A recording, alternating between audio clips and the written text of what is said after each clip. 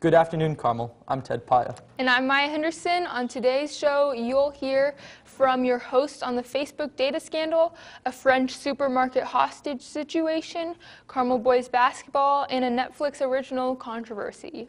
You'll also hear from Marissa on the March for Our Lives movement, James and Will on basketball updates, and McLean on upcoming Avengers movies.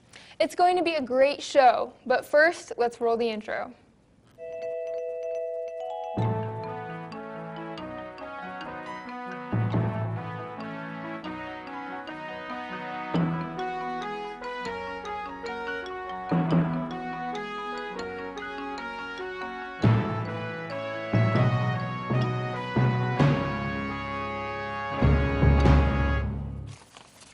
This week, Facebook founder Mark Zuckerberg sat down for an interview with the New York Times and apologized in his expressions and his regrets on how his company handled a massive data breach.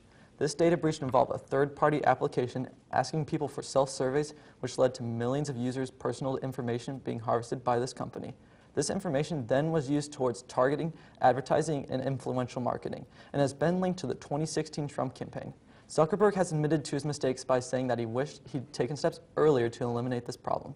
Zuckerberg plans on notifying users if their accounts have been compromised and is willing to testify in front of Congress if needed, and plans on taking more precautions on breaches like this in the future.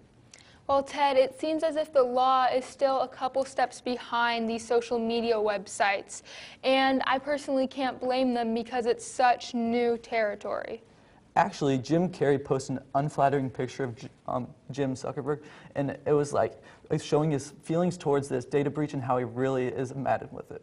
I actually saw that painting, and I think it's safe to say that Facebook has functioned for far too long without regulation. In tragic breaking news today, a hostage situation in France ended with 3 hostages dead. Police were finally able to shoot the gunman after a 4-hour standoff. The suspect was heavily armed and had no intention of letting hostages go until Salah Abdeslam was released.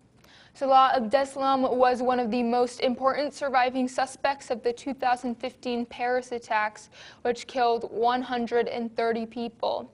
The last major attack from the Islamic State terrorist group was in October of 2017 when 2 women were stabbed to death while waiting for a train.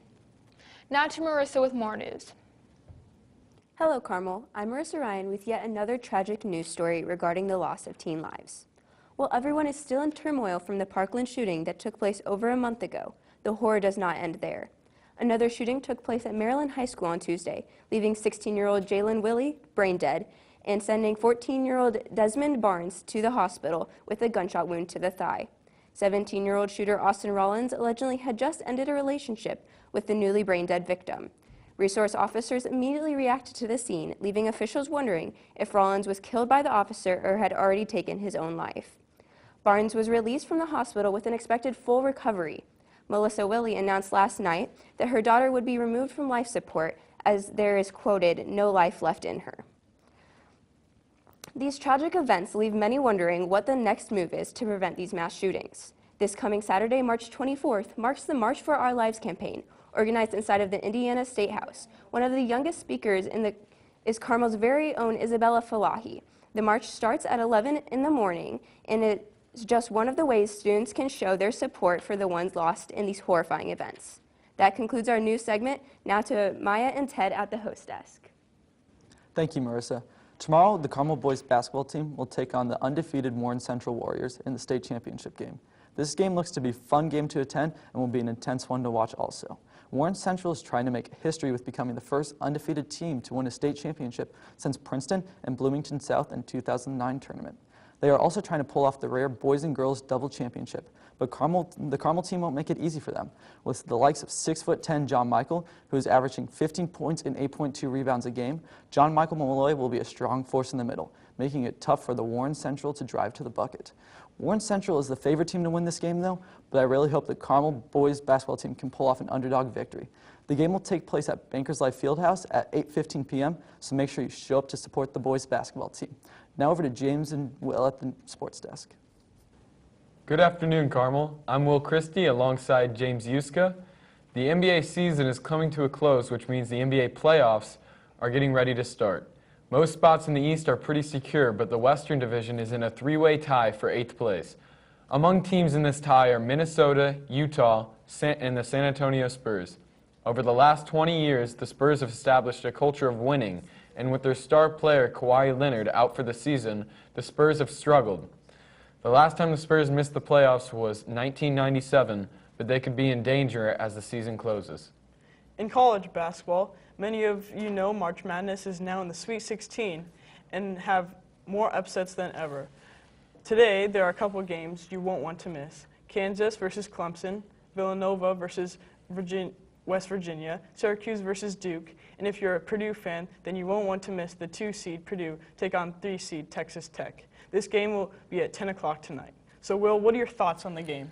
Well, I think if Purdue wants any chance to win this game against a rolling Texas Tech team, they need Isaac Haas back, their big man in the post. If he's not back, he has a game-time decision today. If he's not back, then I don't think they have a chance of winning this game and moving on to the Elite Eight. And that's all for your sports update. Back to Maya at the host desk. 13 Reasons Why is getting ready for its second season. The Netflix original earned many positive reviews for tackling a sensitive subject matter, but this praise did not come without its fair share of criticism. Many critics found the show to be glamorizing suicide. There's also concern from the authorities whether the show was facilitating less conversation with parents and encouraging harmful behavior. These critiques in mind, Netflix conducted a study to evaluate the effect of the show. The results were released Wednesday. And I'm going to share those with you, Ted. It found that 71% of teens found the subject matter of the show to be relatable, and it also found that 50% of teens reached out to friends about mental health after watching it. Yeah, those facts really show how impactful the show is, and I've heard Netflix is showing a warning now before the show, and I think that is really needed because this is a really touchy subject. You're right, Ted. Regardless of the positive feedback from the study they conducted, a new warning will state this show may not be for you, and that will appear before each episode in season 2. Well, it looks like the show has had a positive effect on some teenagers. 13 Reasons Why has also launched an informational website at 13reasonswhy.info, which viewers can visit to learn more about the study, as well as more about suicide prevention. Now over to McLean with entertainment. Good afternoon, Carmel High School. I'm McLean Wood with your entertainment news update. If you're someone like me, you would know that Marvel superhero movie Avengers: Infinity War is coming to theaters Thursday, April 26th. However, Chris Evans, also known as Captain America, may be ready to hang up his shield. Chris told the New York Times on Thursday that he has no plans to return to the Marvel movie franchise after reshoots of the fourth Avengers movie later this year. Fans are anxious to witness the fate of their favorite superheroes due to rumors of actors' contracts coming to an end and leaked footage from the movie that has not yet been released.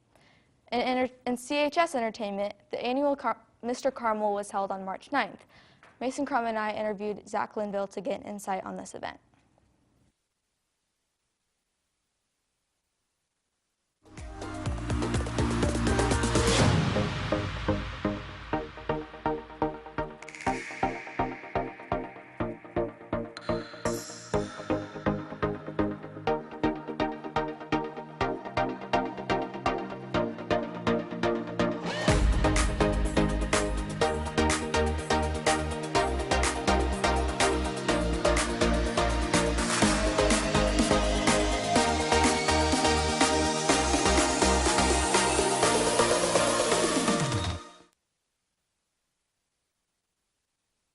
What made me want to do Mr. Carmel was basically seeing all the other guys do it before me and saw how much fun they had. But also I saw how the inclusion cause, like the whole Special Olympics thing, was sort of growing in popularity as each year moved on. I thought it was a really great cause and I wanted to be a part of it. Participating in Mr. Carmel was definitely a lot different than what I expected. A lot of the contestants, we all grew a lot closer throughout the entire process, and we all grew closer with our escorts, I think, as well, which was really neat. Took away is just how important the whole inclusion cause can be, and just building those genuine relationships with like the Special Olympics students like Michael, my escort, was really fun. During the escort walk, Michael, we were supposed to hold our pose and then walk off to the stage, but Michael told me he wanted to stay out there for a little longer, so I was like, okay. And then what was really fun was Bailey Ingalls, one of the backstage operators, ran out and gave him a microphone, and he started singing the song that was playing. I thought it was really cute, and it wasn't planned at all, so I thought that was a really spontaneous part of the show.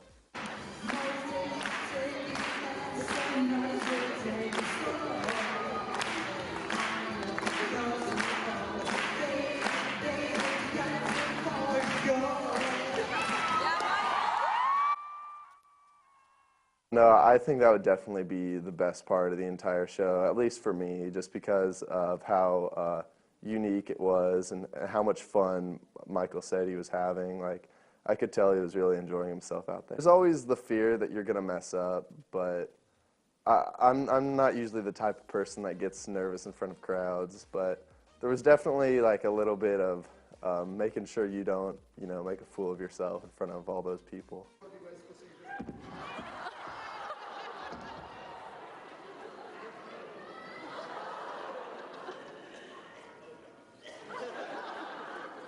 In terms of how long we prepared after or before Mr. Carmel, we spent all the way since January doing some form of preparation, but things really started picking up the couple weeks leading up to the show. I know that we raised over $3,000 just in the Mr. Champion buckets alone, which I thought was really something neat.